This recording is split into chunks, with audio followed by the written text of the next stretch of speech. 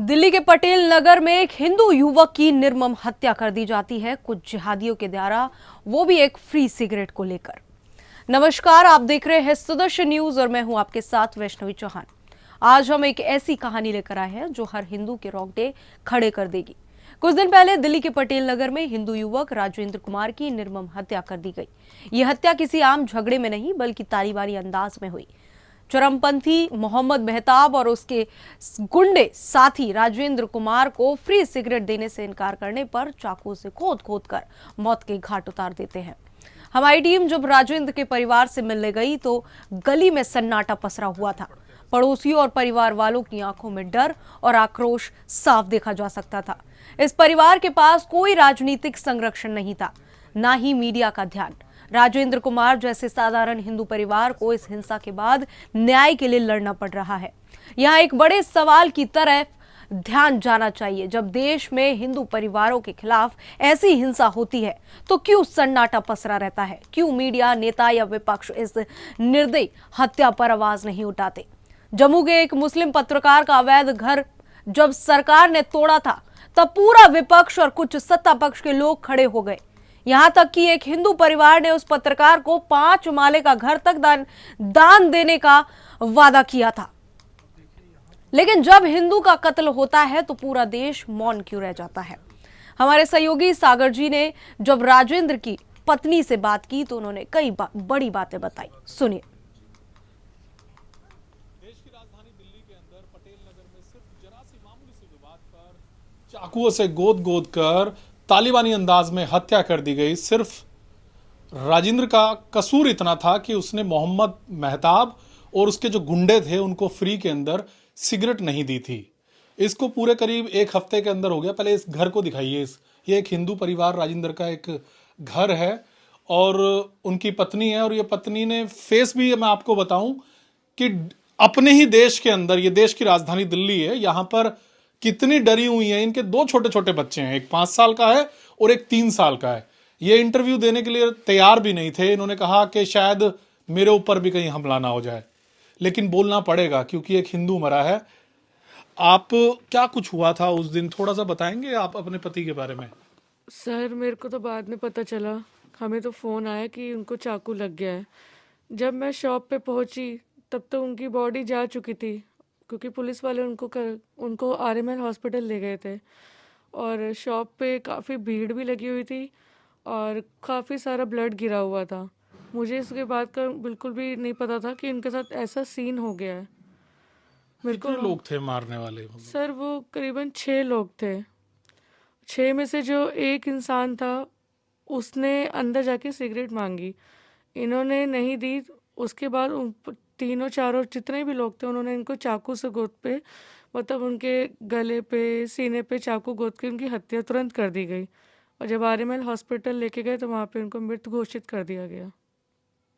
मतलब कितने दिन हो गए इस पूरे मामले को? कोई सर मिलने, कोई? सर इसको इस बात को आज 1 हफ्ता हो गया है और पुलिस प्रशासन ने 24 घंटे के अंदर ही इन सबको पकड़ लिया था। इस बात की हम लोगों को बताया गया कि वो लोग पकड़े गए हैं। एनकाउंटर के बाद पकड़ा था? हाँ जी, 24 घंटे के अंदर ही पकड़ लिया था। बट इसके बाद मतलब हमारे पास कोई भी नहीं आया पूछताछ करने के लिए, मतलब पता करने के लिए कोई नहीं कोई आया। नेता नहीं आया? नहीं सर। कितने बच्चे हैं आपके? सर, मेरे 2 ही बच्चे हैं। एक 2 साल का लड़का है, 5 साल की लड़की है। इस चक्कर में मतलब मैं इतना डर गई हूँ अपने ही राष्ट्र में कि कहीं मेरे साथ, मेरे बच्चों के साथ कुछ ना हो जाए। इसीलिए मेरे पास टीवी चैनल, उसके कॉल्स आ रहे थे, मैं डर के मारे उनके आगे नहीं जा रही थी। बट ये टीवी चैनल ने मेरी थोड़ी हिम्मत बढ़ाई तो मैं सामने आई, क्योंकि सर मैं अब इतनी डरी हुई कि मैं अपने बच्चों को पे आँच नहीं आने दे सकती। मतलब अब कैसे चलेगा घर का? मतलब अब कमाने वाला कैसे होगा? सर कमाने वाला तो चला गया, मेरे पास तो कुछ रहा नहीं। कोशिश तो मुझे ही करनी पड़ेगी ना, बच्चों के लिए खड़ा तो मुझे ही होना पड़ेगा, क्योंकि उनके सिवा तो मेरे पास कोई है नहीं। एक सासू माँ है, वो भी 80 साल की है, और 3 बड़े भैया हैं, वो बदरपुर में रहते हैं, उनकी भी फैमिली है। तो सर मेरे को तो अपने बच्चों के लिए खड़ा होना पड़ेगा ना, और कोई है नहीं इनके मेरे सिवा इन बच्चों का। और बाप भाई कब तक हेल्प कर देंगे? पूरी ज़िंदगी थोड़ी वो मेरा सपोर्ट करेंगे, करना तो मुझे ही पड़ेगा सर।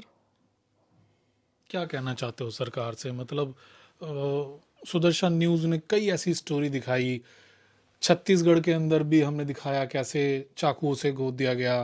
राजस्थान के अंदर भी दिखाया कैसे फ़ोन के शॉपकीपर को एक जिहादी ने चाकुओं से गोद दिया। और पटेल नगर के अंदर पिछले कई साल से हम इस तरह की दिखा रहे हैं कैसे डेमोग्राफी चेंज हो रही है, और वो डेमोग्राफी अब कैसे खतरनाक रूप ले रही है कि अब जरा जरा सी बात पर हत्याएं हो रही हैं। मतलब सरकार से आप क्या मतलब चाहते हैं, क्या सर मतलब? मैं तो हाथ जोड़कर सरकार से यही विनती करती हूँ, ये छोटे छोटे जो क्राइम्स हो रहे हैं पटेल नगर में, इतने ज़्यादा क्राइम्स हो रहे हैं कि इसको ख़त्म किया जाए सरकार से। क्योंकि ऐसे मेरे हस्बैंड के साथ हुआ है, ऐसे और भी तो शॉपकीपर्स हैं, वो बेचारे भी इतना डरे हुए हैं। तो उनके साथ भी अगर ऐसे होगा तो फिर कैसे चलेगा सर? ये कैसी फैमिलीज रहेंगी? यहाँ पे फैमिली के नाम पे तो लोग एक चाकू निकाल निकाल के छोटे छोटे बच्चे सबको मार रहे हैं। ये सब खत्म होना चाहिए सर, नहीं तो फैमिलीज खत्म हो जाएंगी। कभी कुछ सुनाई देता है, कभी कुछ सुनाई देता है। बच्चे पूछते हैं कुछ? बड़ी बेटी बेटी तो मेरी डर गई, वो भी स्कूल जाने से मना कर रही थी, बट मैंने उसकी हिम्मत बढ़ाई, नहीं बेटा स्कूल तो जाना है। पापा का नाम पटेल नगर में इतना है कि हर बंदा मेरे इनको जानता है, यही बोलता है कि गौ आदमी है। तो मैं अपने बच्चे को क्यों करूं? मैंने अपने बच्चे को स्कूल भेजा है, जबकि उनकी क्रिया नहीं हुई है अभी तक, फिर भी मैंने उसको स्कूल भेजा है अपने पे। मतलब सुना है कि वो गौ माता की सेवा भी करते थे। कहीं ना कहीं पुरानी दुश्मनी थी तो नहीं थी मोहम्मद कुछ भी मेहताब से? नहीं था, कुछ भी नहीं सर। आप जाके पटेल नगर एक एक बंदे स्टूडेंट से किसी से भी पूछ सकते हैं कि मेरा हस्बैंड कैसा था। वो गौ सेवा करता था, और जो परदेसी लोग आते थे स्टूडेंट, उनको तो फ्री में दूध तक दे देता था कि जाओ बेटा आप लोग के पास पैसे नहीं, बाद में देना नहीं है तब भी मत देना, कोई बात नहीं। लोगों की इतनी हेल्प करते थे, कुत्तों को बिस्किट्स डालते थे। मेरे को बस ये है कि मेरे पति को ना इंसाफ मिल जाए जिसने ऐसे किया इनके साथ। मतलब कोई नेता, कोई कोई बड़ा? भी नहीं आया सर, कोई भी नहीं आया, कोई भी नहीं आया। कोई नहीं आया सर, कोई नहीं आया। देखिए ये एक दुखद है। जम्मू के अंदर एक अवैध जो घर था मुस्लिम पत्रकार का, वो तोड़ा। तमाम एनजीओ वहां पर आ गए, तमाम बड़े बड़े नेताओं आ गए सामने, और सबसे बड़ी बात तो एक हिंदू परिवार ने उसे 5 माले का अपना घर तक दे दिया। लेकिन ये देखिए, ये देश की राजधानी दिल्ली के अंदर एक ये बेबस जो माँ है 2 बच्चों की, इनके पति को चाकू से गोद गोद कर मार दिया जाता है। करीब 1 हफ्ते के करीब हो गया है, कोई मिलने तक यहाँ पर इन परिवार से नहीं आया। मदद तो बहुत दूर की बात है। सागर कुमार, सुदर्शन न्यूज, दिल्ली। राजेंद्र कुमार के पीछे अब उनकी 6 साल की बेटी और 3 साल का बेटा है। सवाल ये उठता है कि हिंदू परिवारों की सुरक्षा और उनके अधिकारों की रक्षा कौन करेगा? सुदर्शन न्यूज हमेशा की तरह खड़ा है सच्चाई के साथ, निष्पक्षता के साथ और हिंदू समाज के हर पीड़ित के साथ। हम ये सवाल उठाएंगे और जनता तक पहुंचाएंगे कि हिंदू हत्या पर सन्नाटा क्यों पसरा हुआ है और कब तक ये अनदेखी जारी रहेगी। और फिलहाल इस रिपोर्ट में इतना ही। देश और दुनिया की तमाम खबरों के लिए हमारे साथ बने रहे और देखते रहे सुदर्शन न्यूज। जय हिंद।